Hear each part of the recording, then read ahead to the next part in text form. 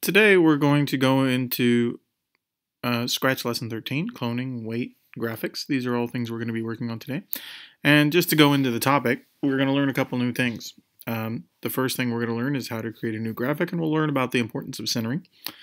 We'll make that graphic actually clone itself, which is a very important concept in Scratch. And we'll determine the rate at which it clones through the wait command, and we will finally detect collisions so that we can do some things like stop all or keep track of the score, which are things we'll learn about later. So let's get started, shall we?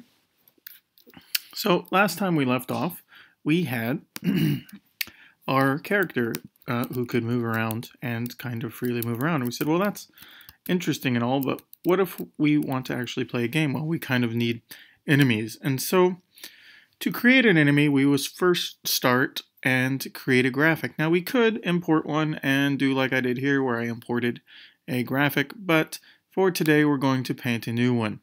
And I'm going to go really simple with this and just go with a square and not care so much. I'm going to zoom in a little bit. And I'm going to put it on the center, and that comes into importance. I'll show you later why when we start detecting collisions. But for now, I'm just going to make a nice square, and then I'm going to, do some eraser work here to try and make it look as best like a ship as I can. Something like that. It looks kind of shippy. And maybe I'll add in some highlights, such as a window for this guy or something like that, so that it looks like he's got a window. So there we go. I have kind of a ship. It's a bit large, so I'm going to actually use some of the options here. You notice me using the paintbrush and the square, and there's two options, the outline square and the filled in square. But I'm going to convert it to vector, and what that lets me do is it lets me treat this as an object, and I can kind of shrink it or make it bigger or do whatever I want with it. And since I want my ship to be smaller than the character, I'm just going to shrink it down here, maybe squish it a little bit even. So that's probably really small, but, when you're playing a game, you typically have smaller enemies than opponents. So there we go, we have a ship, and I can convert it back to bitmap and all that, and I can double check my centering and so on. So now I have this enemy, and I'm going to go again into his information and rename him, and we're going to call it the black ship enemy. Okay, doesn't really matter what we call it, but we do want to call it the black ship enemy, and we want him to face towards the player. Now you notice when I make him face towards the player by switching his starting direction, he doesn't flip, he flips upside down. So we can do this a couple of ways. We can let him rotate, we can let him rotate side to side, and or we can choose no rotation, which means he stays looking the way he is. And I'm going to do it with that one, and you can also show and hide him, but I'm going to choose no rotation. This one would come in handy if it were allowed to go past the player and then come back at the player. We're not going to do that today. We're just going to have it point towards the player and attack. So let's go into the scripts. Of course, whenever we start a program, we need an event to start off the features, and we are going to start off by clicking the flag. And once again, we want him to repeatedly do something, so we're going to have a forever loop. Now, one of the things we need to do is talk about where does he start. Now, in most games, if you've ever played them, the enemy doesn't just come from one point. It comes from all sorts of different spots on the side of the screen. And so in order to do that, we actually have to, and I'll close this back out so I can get back to my ship. We actually have to tell it to go there. And if you remember in our previous lessons, we just had some go there's, and there was negative 240 here, positive 240 on the X here, and then 180 up here, and negative 180 there. So I want him to start at about 220, and I think that's a good spot, and if you'll notice it's there. But I want him to come from the top or the bottom kind of randomly. And so we know the top is 180. I'm just going to choose 160 and negative 160 to kind of put some random places for him to come at.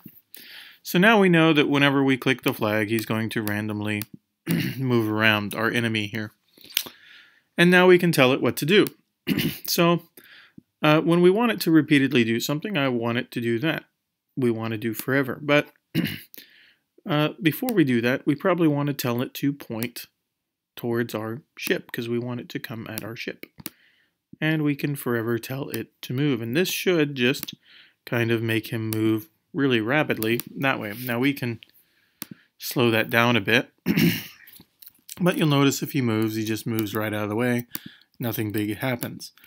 We could change that if we wanted by putting it inside the loop, the point, and it would change its pointing as you kind of move around. And here's where we can see a classic example of the style of rotation. Notice the ship just moves backwards, which is kind of odd. So maybe we want it to turn around when it's coming the other way. And that's where this rotation really comes in. And you'll notice it flips over. Now you'll notice right now it's actually pointed backwards. So we may need to do something like flip the costume. There we go. And now you'll see that it's pointing at us. We go past it. He turns around and so on. And I'm actually going to make this guy a little bigger. So let's convert. He's in vector mode. So let's actually make him big so we can actually see this happen a little bit better. Okay, let's really make him good size. Okay. And now you can see he kind of moves and then he flips whenever you go past him. The last thing in the rotation styles we could try is the one where it points right at you. And you'll notice when I do that, he kind of flips upside down and all of that good stuff. And so you would have to actually flip it one more time into the upside down. And now he would follow you just like a proper enemy should if it was trying to follow you. I don't want this one to be that kind of intelligent or to be that maneuverable, so I'm just going to use a standard flip one and we'll flip him back upside down. And we'll part him there. So now we have an enemy, and of course he stops once he hits me.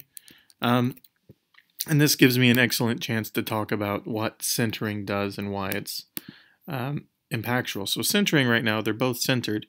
It determines where it thinks the graphic is. And if I uncenter this by putting him somewhere over there, you'll notice it starts to do that. It starts to flip over there because it's actually thinking that it is touching it because the center is somewhere far off in the distance.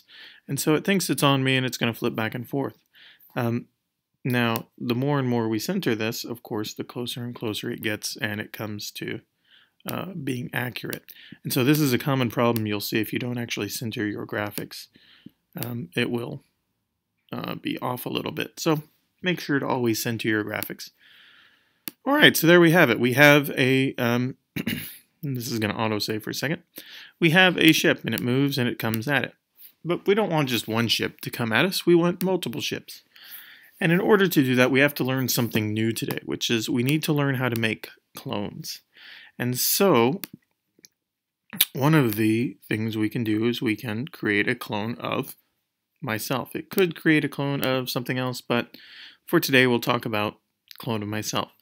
And it will, and as it moves, you'll notice it creates this long black trail, and those are the clones, but they're not doing anything. They're just kind of sitting there. So we actually need to tell the clones what to do. So we can start as a clone. We can tell it to do some things. So I actually just want it to do what the original was doing, correct? Which is to go to a random spot, forever point towards the enemy, and move. So I'm going to actually put it like this. It is forever just going to kind of create a clone, and you'll notice all of these clones start coming and attacking me, which looks very scary for our player. You'll notice right now he's not doing anything, and one of the things we can do is we can kind of hide him. And so you'll notice that happens, but then the clones don't show up. And so we actually have to tell the clones that, hey, the original was hidden, and now we can do it. So now we have these monsters that can just kind of randomly spawn all over and create this swarm to attack our player. It happens a little too fast, unfortunately, because that would be a very, very scary thing for our player. So maybe we slow it down a bit, and we can slow it down by waiting. And the reason that works is it goes, when this is clicked, it will hide, and then forever it will create a copy of itself, and then it will wait 1 second.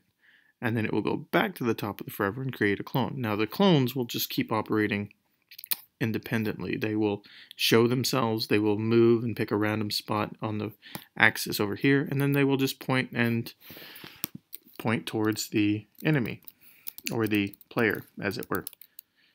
And so I think those are the things we wanted to kind of show you today. As you can see, it's not doing anything when we touch him, and so that brings us to our final point, which is collisions. And a collision is really simple. You just detect when two things are touching. And so in the clone, I'm just going to use an if statement, because in order to detect, we need to check. And we can just use the if touching, which is a sensing variable, and if touching Vic Viper, and which is this guy over here, the Gradius 3 model style person. And if touching the Vic Viper, then we can do a control like stop all, which will just stop the game. So in this instance, the clone will move, and the minute he touches the player, the game stops. And so you can see what you can do with that. We can do lots of different things, and we'll get into the details of that later. But for now, we have a basic start of a game where you have a ship and an enemy. So that is all for today. Remember, this is a collision when you detect if two sprites are touching.